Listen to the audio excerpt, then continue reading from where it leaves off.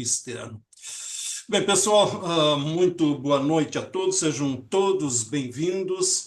Por conta da Lei Geral de Proteção de Dados, eu relembro que nós estamos gravando essa apresentação, então todos estão cientes da gravação.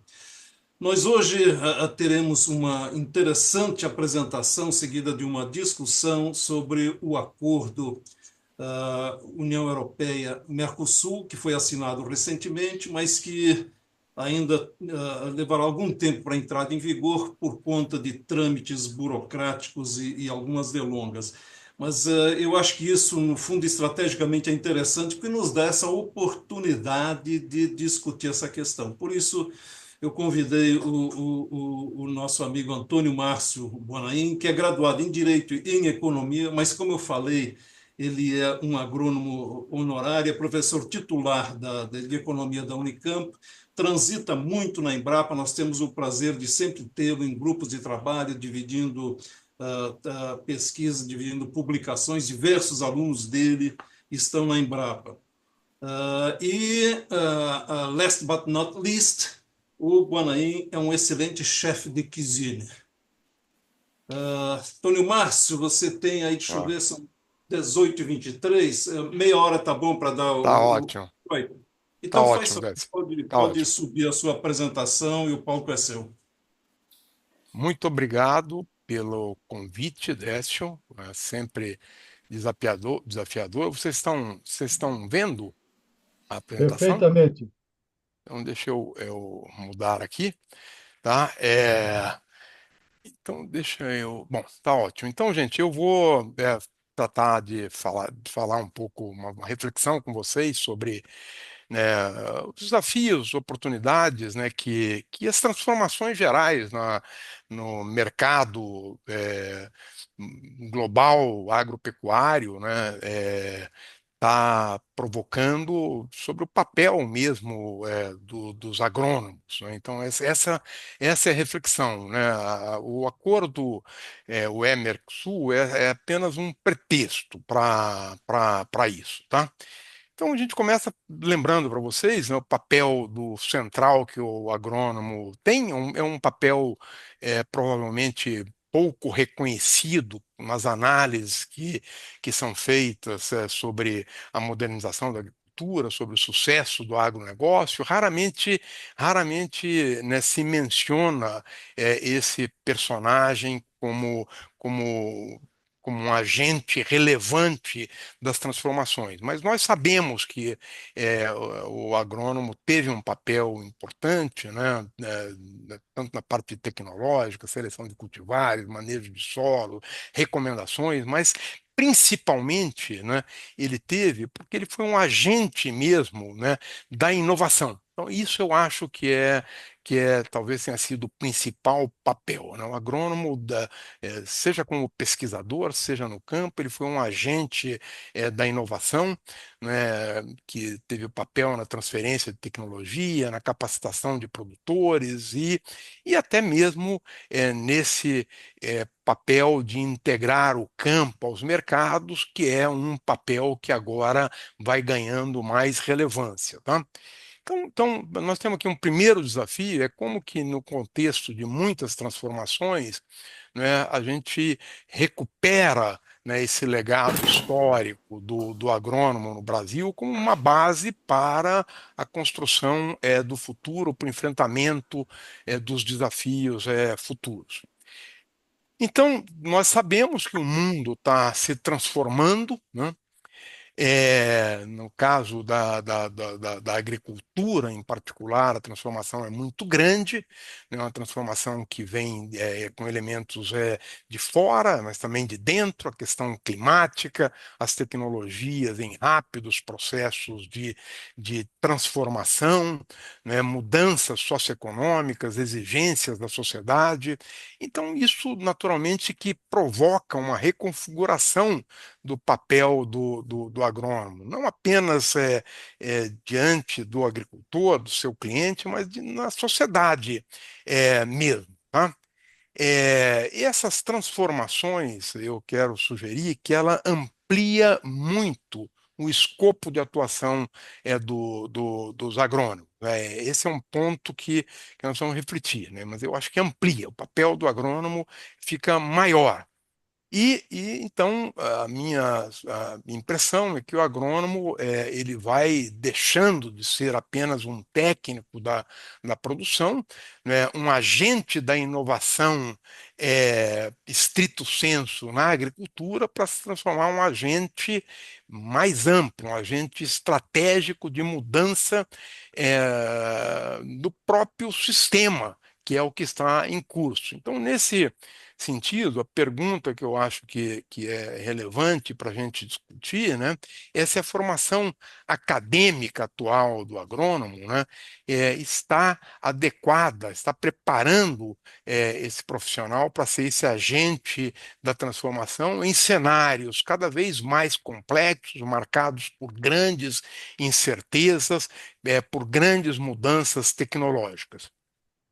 O acordo Mercosul, que o Décio, né, analisou de uma maneira precisa, profunda e muito rica no artigo que ele me enviou, né, e o acordo fica muito claro lendo o artigo do Décio, né, que o acordo, o que menos importa nesse acordo é a questão das tarifas, né, o que menos importa, né? O acordo é muito maior do que as tarifas. O acordo diz respeito a regras, aos padrões que serão exigidos, né, certificações, verificação, né? Então, o que nós estamos chamando aí o padrão UE, né, a lógica da UE, é uma lógica de intensificar todo esse conjunto de demandas por rastreabilidade, por sustentabilidade mensurável, requisitos sanitários, qualidade social. Então, este é o cerne do agrônomo. A tarifa é o menor elemento e é o mais fácil de lidar, né? E nesse contexto do acordo, e esse acordo tende, na verdade, a, a se expandir, né? São regras hoje que dizem respeito do acordo, mas nós não temos dúvida que essas regras passarão a afetar o conjunto do comércio agropecuário global, né? Nesse contexto, o agrônomo, né, ele tem um papel novo, ele tem um papel digamos assim, como está aí, de ser o tradutor entre a regra e a prática, né? Ele é o cara que vai ter que conseguir colocar em prática, né, esse conjunto de regras, né? Ele vai ter que colocar em prática de uma maneira, né, que de fato seja, inclusive, sustentável economicamente, ambientalmente, socialmente. Então, é um papel muito mais complexo do que simplesmente uma receita de técnicas de produção, né? Então, aqui tem um ponto central, né? O agrônomo precisa estar formado, né, estar qualificado para acompanhar esses acordos internacionais e entender essas regras que são, muitas delas vão além de uma formação tradicional do agrônomo. Eu acho que a grande mudança, né, que eu vejo, mas provavelmente eu acho isso, do alto da minha ignorância sobre a agronomia, né? A grande mudança é o papel do agrônomo, quando eu penso na produção, foi, digamos assim, assegurar que o agricultor, o produtor, produzisse bem, produza bem. Então, é produzir bem, produzir com eficiência técnica, redução de custos, etc., né? Agora, além de produzir bem, o que o acordo quer, que produzir bem é fundamental para a competitividade. O que o acordo demanda é que, além de produzir bem, ele tem que provar que ele produziu bem, né? Então, evidentemente que se mantém o papel do agrônomo, né, como um agente da produção eficiente, mas agora ele tem que provar. E provar, né, no contexto do acordo, não é uma tarefa trivial. Provar envolve aí registros, dados, rastreabilidade, indicadores, consistência, né? Envolve, portanto, uma capacitação que eu penso que o agrônomo de hoje não tem. Então, a pergunta é: a formação do agrônomo hoje é uma formação adequada para, além de assegurar que a produção seja boa, né? Para provar isso, né? Então ele está preparado porque isso vai ser fundamental para que o cliente dele tenha acesso aos mercados, né? Para ter acesso aos mercados, né? Ele vai ter que provar que produz de acordo com, né, as regras, de acordo com as exigências, etc, etc. Então esse é um ponto central para mim na mudança no papel do agrônomo. Pois a outra reflexão que eu faço é a questão do clima. Aí vem também os trabalhos que eu fiz sobre a área de seguro, né? Quer dizer, quando a gente começou a pensar em seguro, né? O seguro e o risco climático era o contexto, né? Incorporar, é preciso incorporar, né? Mas hoje é muito mais do que isso, né? O risco climático, né, deixou de ser o contexto que você faz um seguro para se proteger das consequências mais negativas, né, para ser um parâmetro importantíssimo da decisão técnica, da decisão econômica, né? Então, o risco climático envolve, né, seleção da técnica, né, do cultivar, manejo de solo, de água, o que você vai usar, quando que você vai plantar, a diversificação. Então passou a ser algo central na tarefa e no papel do agrônomo. Então aqui também vai a pergunta, né? A formação atual do agrônomo, né? Digamos, está capacitando esse profissional para lidar, para planejar, né, o enfrentamento do risco climático, como está aí, planejar para resiliência ou, né, ele, né, atua apenas expost depois que você já tem o prejuízo. Então, isto é fundamental, né, que o agrônomo tenha uma excelente qualificação na parte de gestão, digamos, do risco climático. A questão das exigências ambientais, né, elas vêm se tornando mais sérias, né? Então, por isso que está aí, né? Além da conformidade básica, né? No início, as exigências ambientais provavelmente eram mais fáceis de você atender, né? Então, agora, o que o acordo mostra e o artigo do Décio, né, não economiza em revelar isso, né, é que está muito além de pedir o mínimo. Eles estão pedindo muito. E eles estão pedindo muito, e não é da boca para fora, estão pedindo muito de uma maneira que seja verificável aquilo. Você tem que provar, e isso não se refere apenas ao desmatamento, é conservação de biomas, redução de emissões, né, uso responsável, seja lá o que signifique uso responsável. Então aí você veja que tem uma disputa, né, importante. Então o agrônomo aqui ele tem um papel central, né, ele precisa ter competência para implementar de fato esses mecanismos de monitoramento, né, que vão resultar em certificação, demonstração da conformidade. Isso vai exigir de fato um domínio de dados do sistema, coisa que eu vou colocar ali na frente. E ele tem aqui, né, precisa ter uma competência de transformar esse conjunto de exigências e de regras e de dados técnicos, né, em algo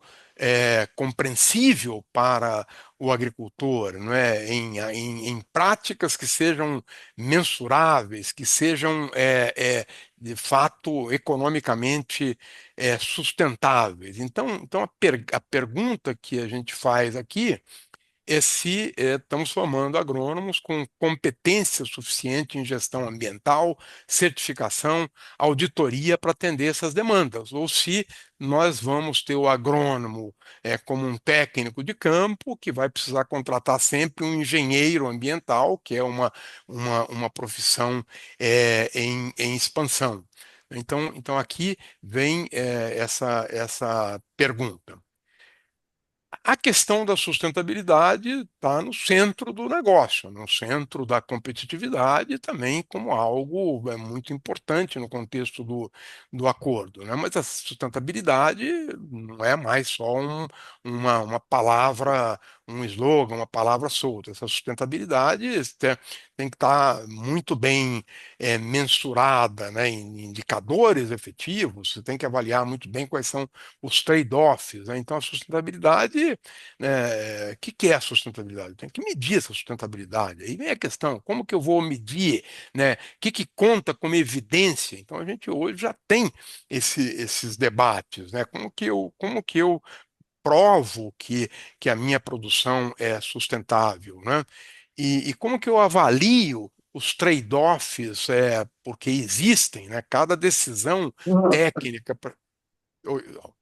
Alguma pergunta? Não. Não. Bom, cada decisão envolve trade-offs, né, que precisam ser avaliados pelo agrônomo, né? Então é por isso que eu digo aqui que o agrônomo precisa dominar as métricas que estão sendo exigidas, né, para ver, né, porque se ele não dominar, não tiver essa capacidade de enfrentar o diálogo, né, nós vamos ficar à mercê dos indicadores e das métricas que vão ser impostas pelos outros. É mais ou menos esse o contexto do acordo. Os europeus tentando nos empurrar as suas métricas e com dificuldades de dialogar, né, para a definição das métricas. Então é muito importante isso. E é muito importante porque o mercado, né, tem toda a liberdade para exigir várias métricas, né, mas muitas vezes essas métricas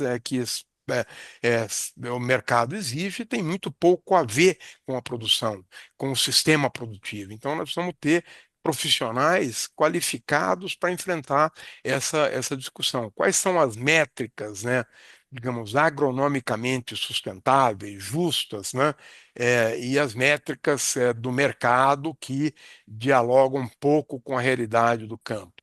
A questão sanitária é também central no acordo, né? E claro que, mais uma vez, né, você tem aí o trade-off, né? Você precisa assegurar a eficácia desses controles da fitossanidade, mas, ao mesmo tempo, precisa assegurar que essa eficácia atenda, né, seja aceita pelo mercado, esteja em conformidade com as regras do mercado, né? Então esse manejo, esse manejo, né, precisa funcionar agronomicamente e ao mesmo tempo cumprir com essas regras, né? Nós estamos numa situação onde erros nesse campo fitossanitário têm custo muito elevado. Tem custo muito elevado. Isso pode implicar em bloqueio de mercados por meses, por um tempo, né, prejuízos, né, muito grandes. Então a margem para errar, né, diminuiu, mas isso, né, tem aquela coisa. Como que eu faço a gestão do risco entre, né, é, é, é, combater as pragas, etc., etc., e de fato é o atendimento às exigências do mercado. Então, aqui também é preciso reforçar a formação, né, para que o agrônomo esteja preparado para fazer essa gestão do risco e amplia o papel dele, porque a impressão que eu tenho é que o papel dele vai além agora de simplesmente dar uma receita do que você tem que usar. Ele precisa supervisionar, não pode ser como o proprietário da academia lá que dá um telefonema e fala, usa isso, e o cara vai lá e faz a gestão do produto, envenena a piscina e tem, né? Então, não, aqui o papel dele vai além de simplesmente dar uma receita, né? E ele vai precisar desenvolver habilidades de fazer a governança da aplicação, etc., etc., do uso disso daí. Rastreabilidade é algo que também o acordo, né, enfoca, e o acordo será exigente em termos de rastreabilidade e de transparência. Não dá mais para fazer rastreabilidade, como eu diria, para europeu ver, porque os europeus querem ver muito dessa rastreabilidade. A rastreabilidade agora ela envolve, né, não apenas o processo produtivo na fazenda, mas toda a cadeia, tá? Os agrônomos vão precisar mesmo se qualificar, né, para dominar as tecnologias e os sistemas, né, que capturam dados, que fazem a gestão de comunicação, né, ao longo de toda a cadeia, porque ele é um personagem importantíssimo nesse processo, né? E parte da credibilidade da agricultura, do sistema agrícola brasileiro, né, para enfrentar, inclusive, né, as reações dos competidores, e nós vamos continuar enfrentando, porque nós somos muito competentes, e aqueles menos competentes vão continuar com alegações em relação à nossa maneira de produzir. Então vai depender muito dessa, né, competência do agrônomo e dos sistemas, né, para fazer a rastreabilidade adequada, para gerar dados, gerar indicadores, etc, etc, tá? Mudando um pouco o foco, mas aqui mais relacionado à competitividade e também ao atendimento de todas essas exigências, nós temos transformações tecnológicas da agricultura de precisão, plataformas digitais, biotecnologia, né, novas modalidades, né? Eu tenho visto, não quis colocar aqui, a agricultura regenerativa, que alguns anos atrás parecia alguma coisa meio assim, mas é algo que vem crescendo, né? Todas essas tecnologias, né, são coisas muito novas, né? E são coisas que estavam, né, no âmbito de outras profissões, né? Então, agricultura de precisão, com aplicação de equipamentos eletrônicos, drones, tudo isso era muito mais uma coisa de um engenheiro elétrico, engenheiro mecânico, né? Agora é uma coisa que está ali no campo, né? E o agrônomo, eu quero que ele seja o personagem central ali, né? Então ele vai ter que dominar muito, inclusive porque, né, essa uso dessa tecnologia também está ligado digamos, a ter as evidências, né, a gerar dados, etc., né, plataformas digitais, toda a questão da biotecnologia responsável, né? Então aqui, né, nós temos que saber, né, como que essas tecnologias vão impactar a formação dos agrônomos, que novas matérias vamos precisar introduzir no currículo, né? Então, aqui tem um grande desafio. A questão da gestão dos dados, né, que está fora do âmbito da agronomia, né? Então, a questão da governança dos dados. Mas os dados, né, eles são hoje um insumo importantíssimo, mas mais do que insumo, talvez eu devesse ter colocado aqui que ele é um ativo. Dados vão se configurando em ativos importantes, né?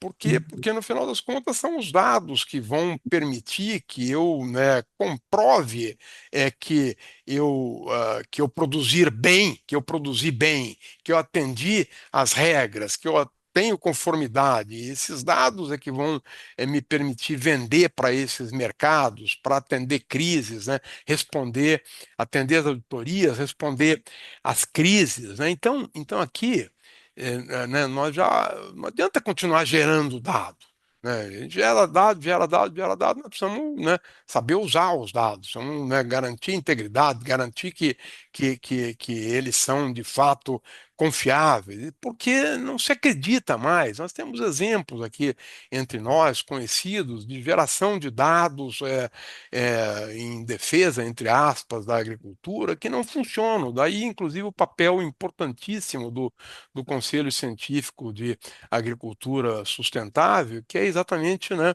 esse papel de gerar, de analisar, dar confiabilidade nessas informações, né? Então, nós precisamos saber qual é o papel do agrônomo. Ele vai ser simplesmente um usuário ou ele vai ser um protagonista desse processo, né? Então, aqui é algo também relevante. Depois, comunicação, né?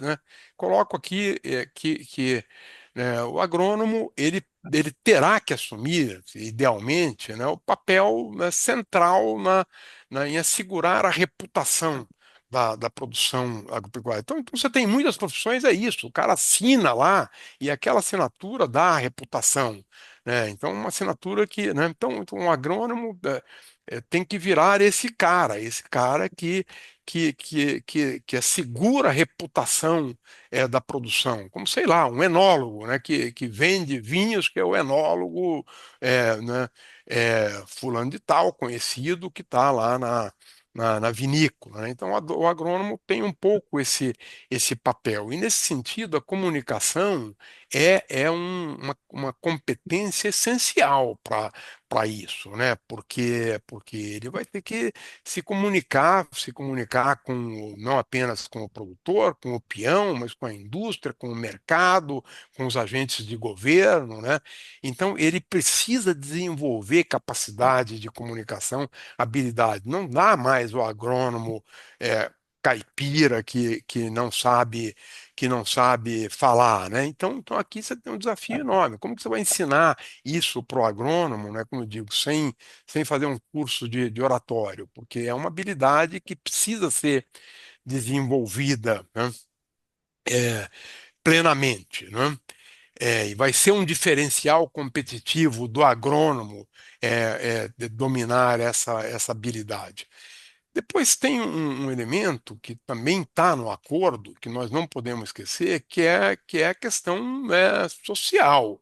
Né? Está no acordo, né? E, então nós precisamos ver isso. Então, o agrônomo ele não pode mais ignorar esse assunto. Ele tem que, se ele quiser assumir um papel protagonista nesse processo, ele tem que ser um cara mesmo, como está aí, um promotor de direitos, dignidade na trabalho. Ele não pode compactuar com situações de trabalho quase escravo, de superexploração, etc. Mas para isso ele também precisa de uma formação, né? Ele tem que ter uma formação em dois planos, né? Primeiro, num plano mais geral, né, de ética, do que é, e claro, quando, né, nós temos resistência a códigos de conduta no Supremo, sabe, fica até ruim ficar exigindo do agrônomo aqui um código de conduta, tem que exigir, né?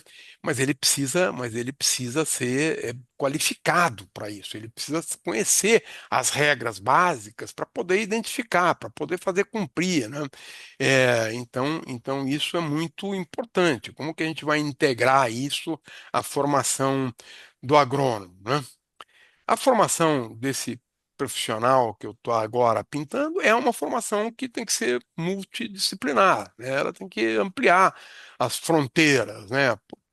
Porque o agrônomo ele vai ter que dialogar com os economistas, com os advogados, com direito ambiental, com sociologia, com agentes políticos, com o pessoal de TI de uma maneira intensa, né? Então ele vai ter que desenvolver essas competências transversais de comunicação, negociação, liderança, gestão de sistemas, né?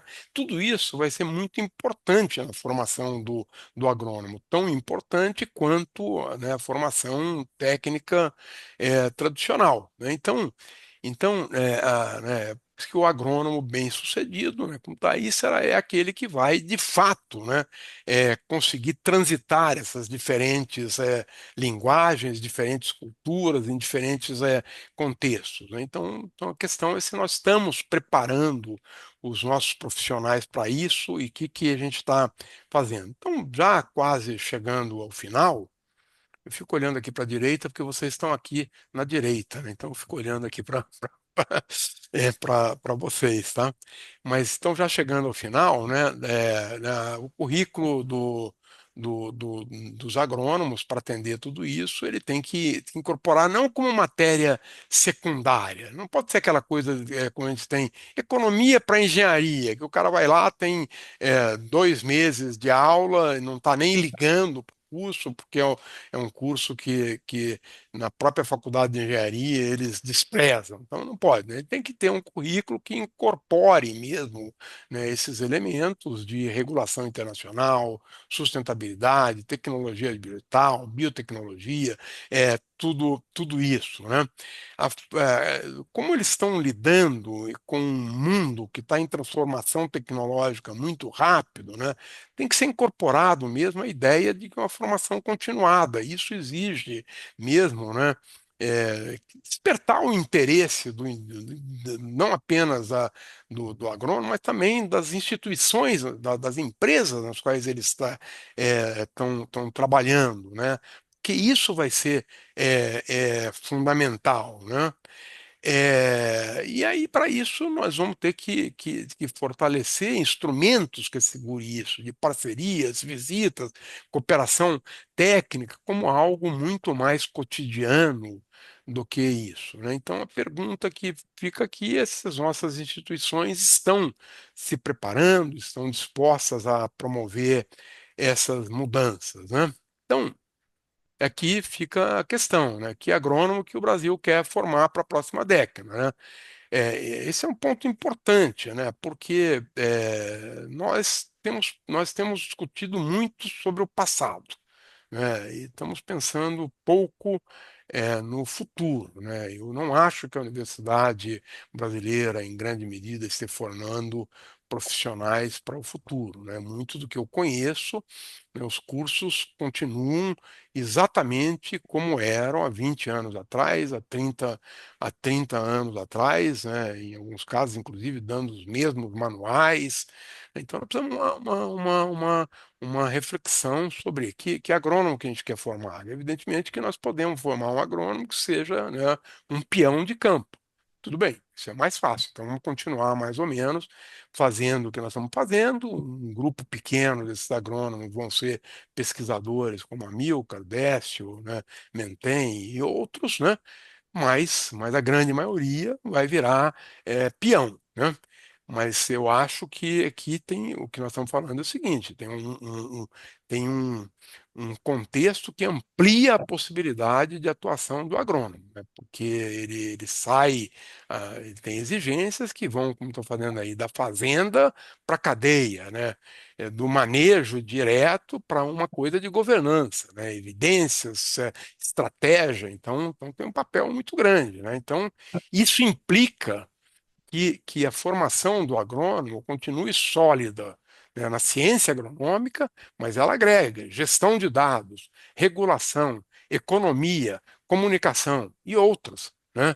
Então o currículo tem que ser ampliado. Esse currículo não pode ser ampliado sem que a parte central da ciência agronômica ganhe eficiência, porque senão o cara vai ficar 10 anos se a gente quiser que ele estude tudo. Então, isso implica também em modificar como a parte de ciência agronômica vem sendo dada. O que de fato hoje é essencial e que ele precisa aprender. Então, nós aí tem um desafio, né? Então aqui é isso, né? Pensar que agrônomo que a gente quer, aquele que ele vai continuar dando a receita.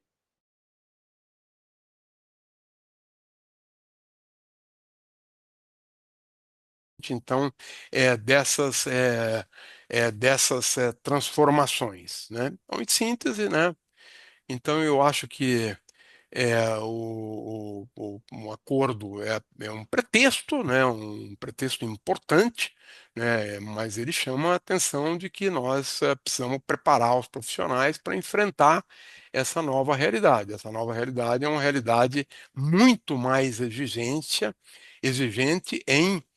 digamos, em habilidades, em capacitações que aparentemente não são as do agrônomo mais tradicional, né? Então ele vai ter de fato que se transformar nesse agente mais de transformação, um agente que tem capacidade de enxergar, né, a linha toda e não apenas o processo produtivo ali, né, não apenas com base, né, em, bom, vou aumentar a produtividade, peraí, tá, isso é ótimo, aumentar a produtividade a que custo? Aumentar a produtividade de acordo com as conformidades, né, qual é o impacto disso na sustentabilidade, qual é o impacto fitossanitário, qual é o impacto em emissões, etc. Então, nós precisamos desse profissional para poder enfrentar, né, o conjunto de debates, né, que esse novo cenário coloca para a gente. Então, mais ou menos isso que é a minha apresentação, a minha provocação para vocês, para alimentar o debate. Espero que tenha servido para isso. Serviu Professor, muito, hein, Décio? excelente, excelente apresentação. Só uma questão de ordem aqui, presidente. São 18 horas e 58 minutos. Nós temos 32 minutos agora para discutir, embora precisaríamos de 32 dias, dado o tamanho da provocação que o Panaim nos fez. E só para fazer um wrap-up disso tudo, eu acho que a apresentação foi principalmente holística. Ele enxergou de um ponto de observação elevado, de um ponto de observação futuro. Esse acordo, na realidade, ele está mostrando uma quebra de paradigma, outros se seguirão na mesma linha, e as perguntas que ele coloca são fundamentais. Eu sintetizaria no seguinte: nós precisamos de um novo profissional adequado aos novos tempos, e isso leva a dois grandes desafios. Um que o Guanaí insistiu o tempo todo: a universidade precisa se adequar para preparar esse novo profissional. E o segundo, que é um corolário desse, nós precisamos reciclar os profissionais que já estão em atividade. Presidente, por favor, vamos abrir a discussão. Não, é muito agradecer muito aí o Bonaim, porque realmente você me surpreendeu. Eu estava aqui pensando nas questões econômicas, sociais, e você enveredou por um campo que é extremamente importante. Nós estamos discutindo isso, né? A questão da formação do engenheiro agrônomo.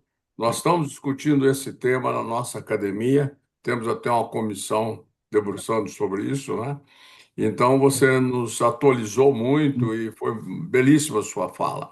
Pela experiência que você tem, né, Bonaim? E a gente já agradece muito. Eu quero aproveitar para cumprimentar aqui o Paulo Romano, que está aqui conosco também, né? Depois Paulo, eu quero falar com ele um pouco, mas belíssimo. Vamos abrir então a discussão. Agora, só um detalhe: nessa sua afirmação aí, Décio, eu acredito muito, né, que a gente vai conseguir formar agrônomos melhores do que hoje, porque é preciso, né? E nós temos todos os elementos para fazer isso. Agora, eu acredito que nós temos que despertar o estudante para fazer esse trabalho também, porque a universidade que ensina, né, e o aluno que recebe, isso acabou, isso não tem mais sentido, né? Nós temos que o aluno hoje ele tem que estar muito mais preparado para o mercado, para a atuação profissional do que antes. Antes ele era contratado pela capacidade dele, porque formou ali, formou lá, né? E depois era ensinado tudo para ele e tal. Isso continua de uma certa maneira, mas a transformação vai ser muito grande, porque a necessidade do profissional já vinha bastante qualificado, né? Isso é uma exigência hoje do mercado. E ele, para fazer isso, ele tem que ser muito autodidata. Então, o que eu vejo, eu estou atuando ainda na pós-graduação, não estou atuando mais na graduação, mas eu tenho netos e fico observando. Os alunos que melhor se saem hoje são aqueles que têm um certo grau de ser autodidata. É aquele que corre atrás, porque esperar o professor desatualizado, muitas vezes, Não, acomodado, a ensinar para ele alguma coisa, vai ser penoso. Não acredito que. E não estou vendo nas universidades brasileiras um movimento também para modificar muito esse quadro. Todo mundo está tentando se mexer um pouco. Eu vejo o conjunto dos reitores, eu acompanho a Andifes como ex-reitor, e as pautas não são por aí, né?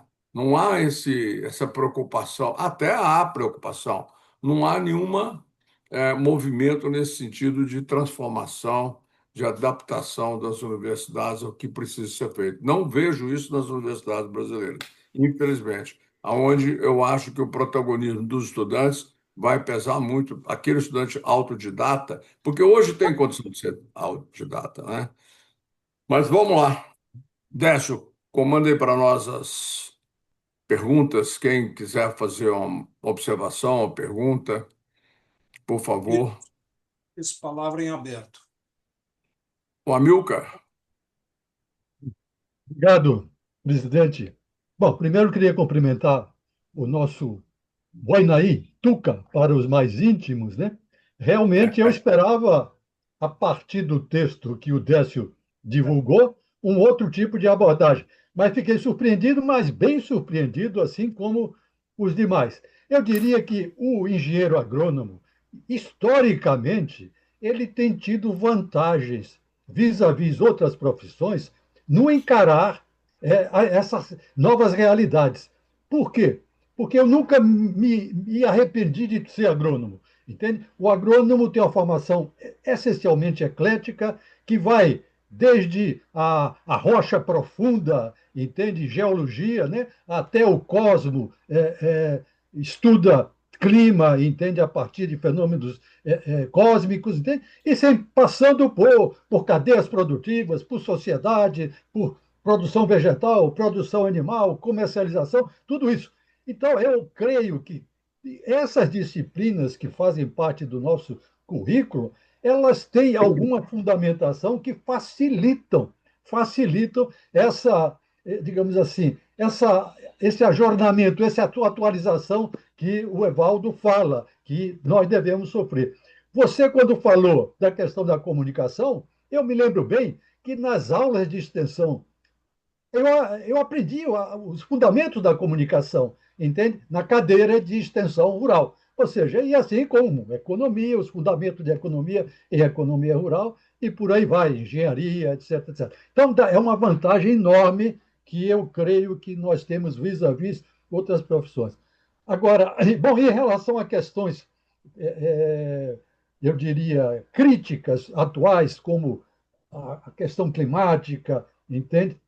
E também, eventualmente, fronteiras da biologia, da biotecnologia, a nossa formação também nos prepara para isso. Ou seja, essa sensibilidade e essa tentativa de se associar com a natureza para produzir, ou seja, fazendo as transformações de vidas, mas sem comprometê-la, isso também está nos fundamentos da formação agronômica. Então, creio que não vai ser difícil fazer essa atualização de currículo, de formação, inclusive buscar também formação autodidata. Mas eu agora queria fazer uma pergunta, e essa pergunta é dirigida não só a você, mas também ao Décio, né? Porque eu estava esperando ouvir alguma coisa em relação ao Mercosul, ao acordo União Europeia-Mercosul. Essa resistência que o Décio cita, de, por exemplo, a França e a Irlanda estarem mais resistentes a esse acordo, né? E outros países não, se isso não tem muito a ver com a própria formação dos produtores desses países, entende? Por exemplo, eu me lembro nas minhas andanças pela Europa e as duas oportunidades que tive de ser professor na Dinamarca e na Itália, em que há, no caso da Dinamarca, entende, uma sólida formação protestante levou a um cooperativismo forte. Então, as questões de escala não são muito, digamos assim, comprometedoras da produtividade deles, da eficiência e da competitividade. Da mesma coisa na Itália. Os distritos agroindustriais, aquela ideia de integrar, entende, para obter escala, entende, também está presente. Ao passo que na França a gente observa mais aquela, eu diria, aquela essência chainoviana, do Chainov, entende? Ou seja, do produtor rural produzindo para ele, para a família, com qualidade, e depois entrando no mercado. Então, talvez isso explique um pouco mais essas resistências. Se vocês puderem explorar isso, eu agradeceria muito. Muito obrigado e, mais uma vez, É. parabéns. Eu sugeriria que a gente ouvisse mais, viu, Amilcar, se você permitir, depois a gente né, vai para as perguntas, etc. Se você Então, tá não Claro, se certo. incomoda. Então, tá claro. bom. É. Podemos ouvir, então, quem agora, Décio? Posso falar? Pode Beleza. falar. Pode falar, Mento. Tá. Bom, primeiro eu queria cumprimentar o Guanaí. Foi um show a apresentação. E para ser bem objetivo, eu não sei se até coloquei no chat isso daí, não sei se essa palestra foi gravada ou pelo menos o arquivo ser disponibilizado para todos, mas principalmente para esse grupo de trabalho que está estudando a educação. Eu não sei se você sabe, Winay, o número de cursos de engenharia agronômica que nós temos aqui no Brasil hoje. São quase 800 cursos. Muitos já à distância, no turno, e desses 800 aí, 600 já iniciados quase. Então, isso que você falou aí vai caber justinho aí para esse. Não sei se o Zambolin e o Kleber estão participando dessa reunião, mas aí esse conteúdo que você apresentou aí é fundamental para a gente redigir o nosso posicionamento. Então, parabéns aí pela excelente participação. E depois também, quando você for discutir um pouquinho mais o que o Amilcar comentou, recentemente eu li um artigo do Roberto Macedo sobre esse acordo, saiu no Estadão aí, ele não tão otimista aí de que esse acordo entre em vigor tão imediatamente aí. Ele, não sei se você chegou a ler, Eu ele vi, tinha eu vi. escrito um outro É, artigo muito é, mais otimista e agora é. um mais menos otimista, achando que tem dificuldades ainda de isso ser implantado. Então, se der para depois você fazer um rápido comentário sobre isso, agradeço. Mas mais uma vez, parabéns. Muito bom. Obrigado. Magela? Opa, estão me ouvindo? Sim. Sim. Bem, Em primeiro lugar, gostaria de agradecer o Dr. Guainaim pela métrica na apresentação da palestra. Excelente. Eu acho que toda escola de agronomia deveria assistir essa palestra. Meus parabéns. E já que a gente teve essa oportunidade, esse prestígio, eu também comentando aqui as palavras do nosso presidente, a gente, enquanto instituição, porque para que esses agrônomos tenham essa, digamos assim, capacitação, essa mudança, é preciso que essa universidade mude. E aí eu acho que entra o papel da nossa academia, juntamente com a Embrapa e outras instituições, que possam influenciar, possam se comunicar com essas universidades, possam, de alguma forma, indicar caminhos para que essa mudança ocorra. E eu gostaria de ouvir a sua opinião sobre isso. Muito obrigado. Décio?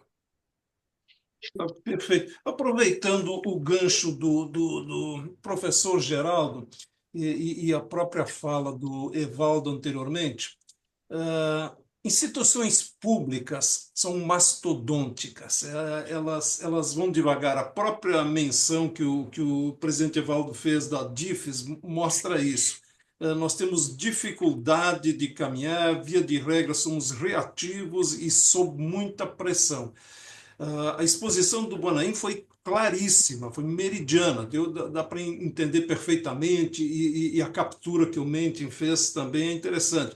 E aí vem um desafio que eu aproveitaria para provocar também o César, o Paulo Romano, que estão aí, que de repente só as universidades elas não conseguirão fazer essa mudança, elas precisarão de um incentivo, põe esse incentivo entre aspas, o mercado dizendo claramente, nós estamos precisando de um profissional desse jeito, de maneira que você mude a composição curricular, como salientou o Bonaim, e mude as próprias ementas disciplinares para esse profissional, porque isso tudo que ele falou, para mim, é realmente uma quebra de paradigma. O mundo será assim nos próximos 10 anos, ele caminha para isso, e se nós quisermos capturar essas oportunidades comerciais, seja no âmbito desse acordo, seja nos demais que virão com outros blocos, outros países, nós precisamos de um novo profissional.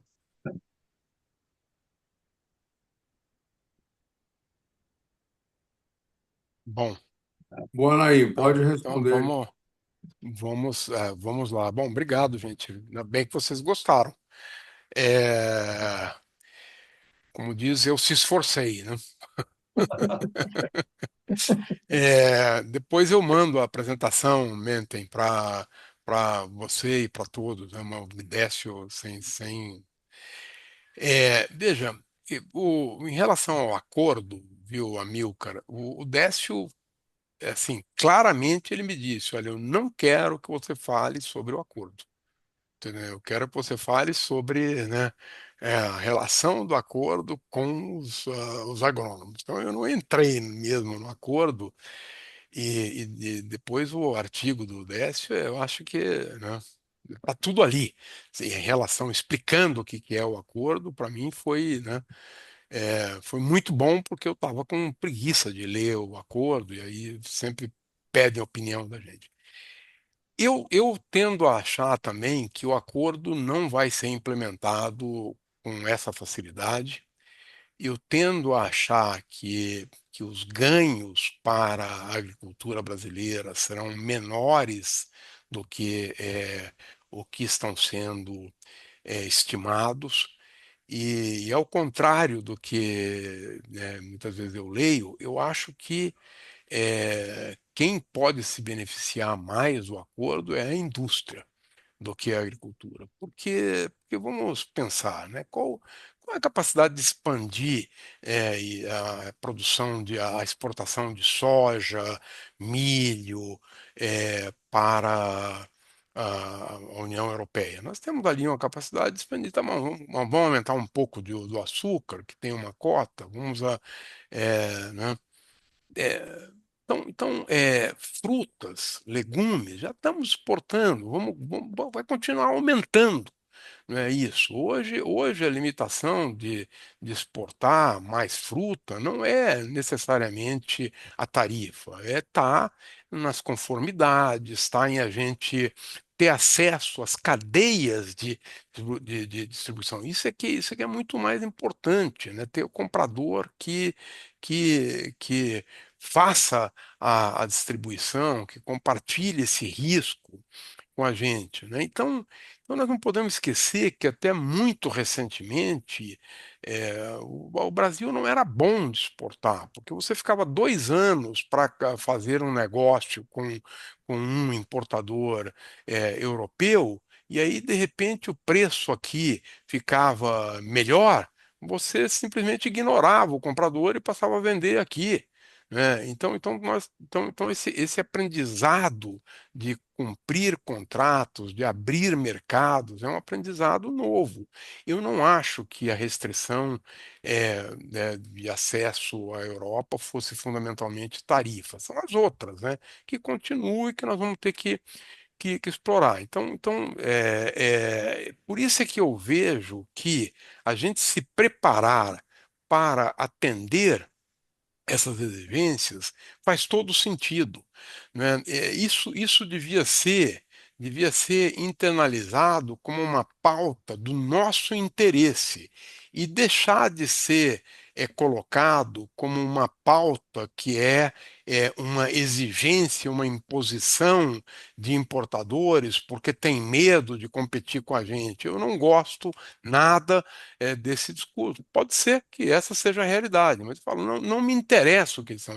Isso é do nosso interesse incorporar uma pauta, desenvolver sistemas de monitoramento que vão permitir o produtor e as instituições brasileiras acompanhar, né, todas essas, todas essas métricas para a gente poder continuar ampliando o mercado. Mas eu acho que vai demorar. Né? Eu acho que vai demorar um bocado também para ele ser implementado e os ganhos, como o próprio está previsto no acordo, os ganhos são lentos, porque a redução, inclusive de tarifas, é uma redução que é, né, escalonada. Né? E ela é escalonada de uma maneira, eu diria assim, pensando do lado deles, responsável, não é né, como a gente às vezes fez aberturas aqui de um dia para o outro, bum, né? Não, não, é responsável para dar tempo de se preparar para a concorrência, etc, etc. Então eu vejo dessa maneira. A questão, viu, Décio, o Décio, Amilcar, que você coloca, eu não sei se é da formação. O que eu vejo é o seguinte, o que eu vejo é que na França, né, digamos assim, né, essa coalizão rural sempre foi politicamente muito forte.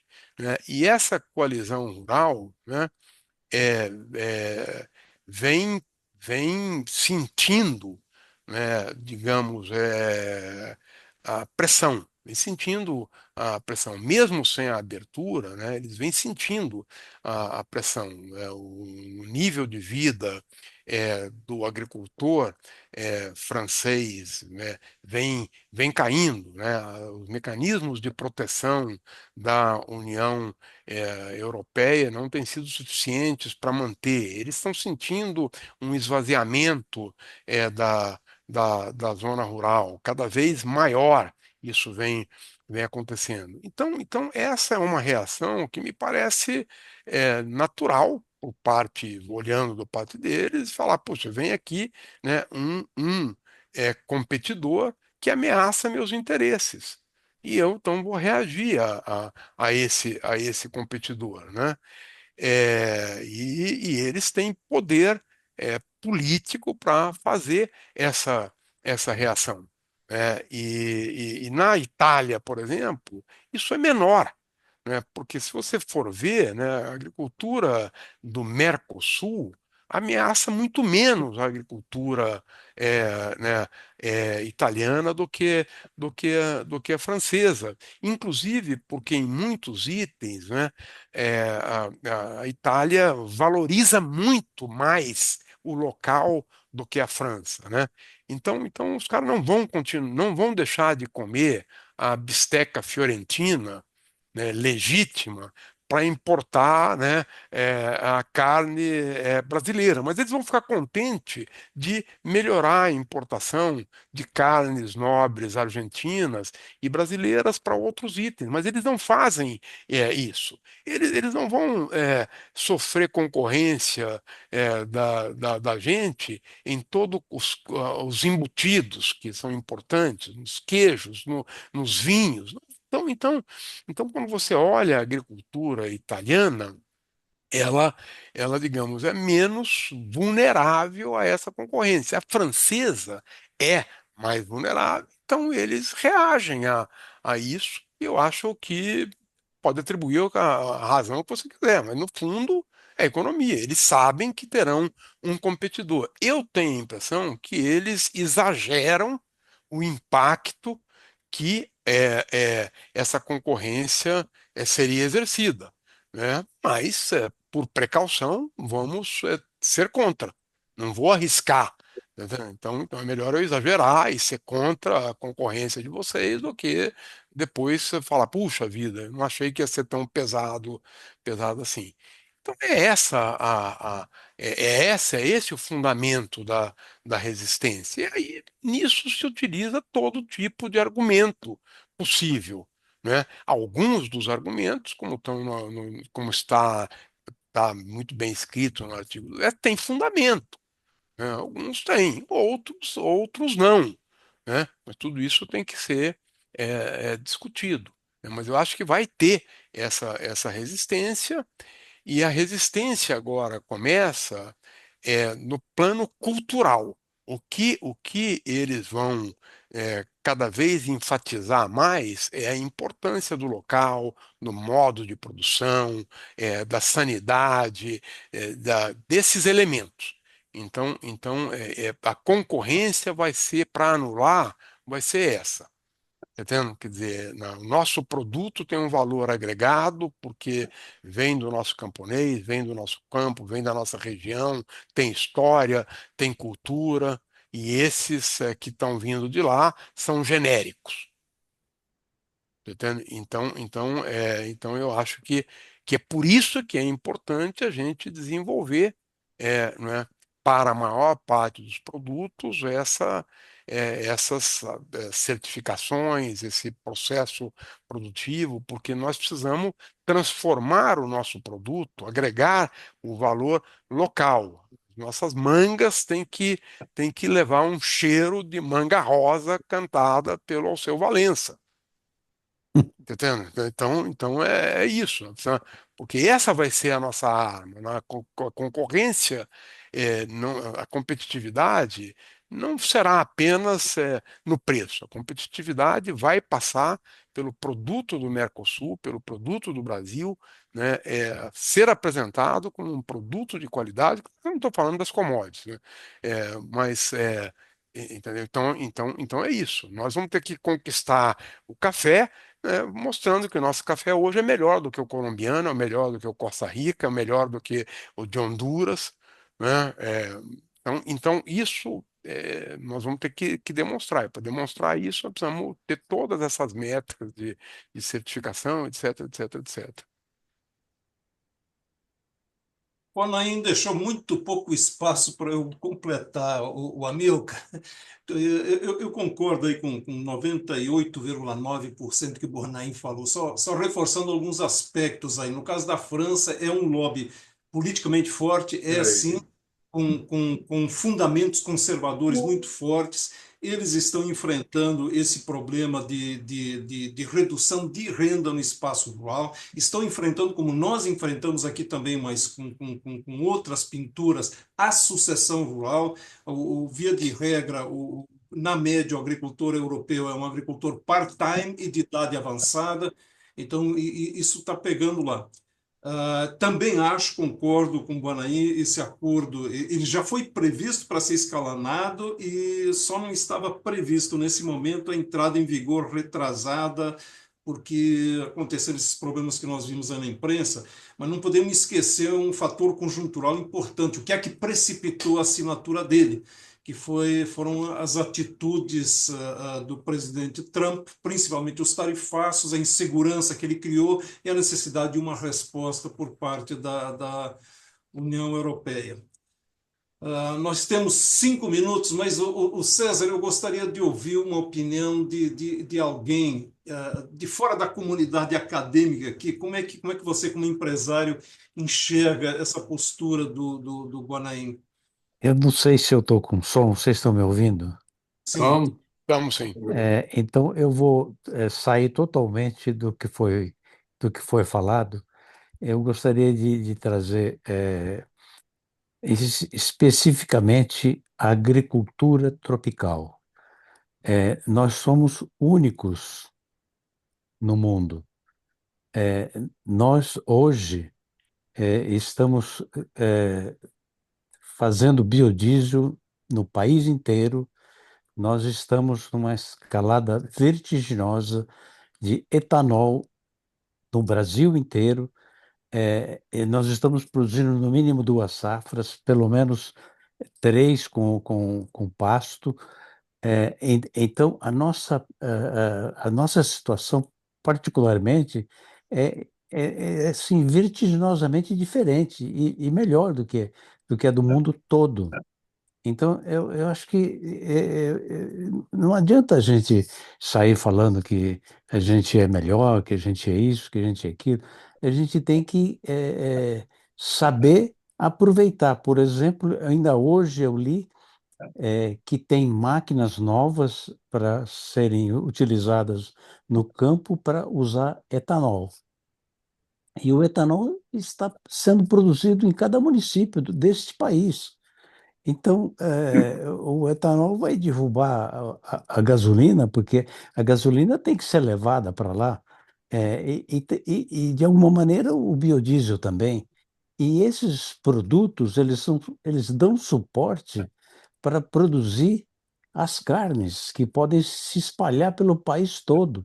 Então, eu acho que nós temos tanta coisa assim, e diferente e fenomenal, que eu não sei se a gente precisa se preocupar muito com esse acordo. Eu acho que a Europa compra o que compra, pode aumentar um pouquinho, pode diminuir um pouco, e a gente tem que lidar com a nossa realidade e aprender a tirar proveito de tudo isso. Nós precisamos baixar os nossos custos de produção, porque nós estamos com prejuízo em muitas áreas de soja, muitas áreas de milho, e nós precisamos fazer um conjunto que a gente melhore isso, eh, reduzindo os nossos custos, usando os biológicos, agricultura regenerativa. Então, a gente tem que saber aproveitar tudo isso. Nós temos que renascer das cinzas, é só isso. O Décio, dá licença um minuto, estão me ouvindo? Então, sim, Paulo. Pois é, primeiro pedir desculpa, eu estava em condição de trânsito muito precária e cheguei já mais no final da reunião. Agradecer essa iniciativa aí e parabenizar o amigo Boinain. Eu acompanho, leio muito textos dele, entrevistas, etc. Tudo muito oportuno. E a academia trazer esse tipo de tema com mais frequência. Vamos trazendo mais gente e repercutindo, como certamente todos nós vamos fazer a partir da gravação. Agora, mais ou menos pegando um gancho do César, eu acho que está certo que não vamos preocupar tanto com o Mercosul, mas nós temos o suficiente para preocupar, e ele postou um nome importante aí, a nossa agricultura tropical, e aí eu diria agricultura tropical regenerativa, junto com um apoio enorme do nosso presidente aqui, que é o nosso mentor científico no Fórum do Futuro, Evaldo Vilela.